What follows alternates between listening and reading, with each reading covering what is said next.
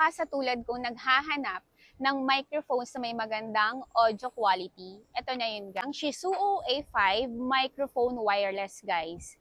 Pag binili mo siya guys, ganito siya. Meron siyang kasamang magandang charging compartment. Tamang isang receiver, yung receiver niya is dual. Pwede na siya sa Apple, pwede din siya sa Android.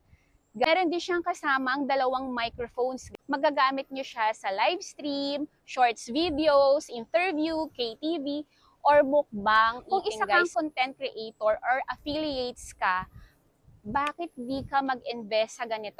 Kung gusto mong makahook ng mga taong manonood sa'yo guys, mag-invest ka sa isang magandang audio. Ito na yung Shisuo A5 microphone wireless. So, pwede mo siyang hawakan, pwede mo din siyang i-clip guys. Para comfortable ka kapag gagawa ka ng contents mo. Tapos guys, itong microphones na to, meron siyang tatlong mode. Ito guys, turo ko sa inyo.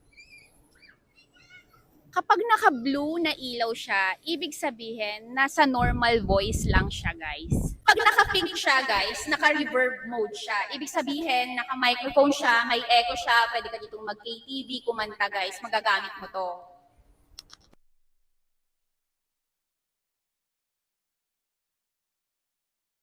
Guys, ganito yung boses kapag wala akong microphones ng Shisuo A5 microphone wireless. Ganito, guys, kapag meron na siyang microphones. Lalayo ko siya guys para makita nyo ha. Kung gaano kalayo madidinig ang boses ko. Dinig pa ba? Ano guys? Dinig pa?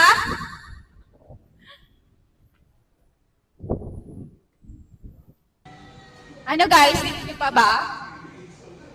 Layo na nun ha?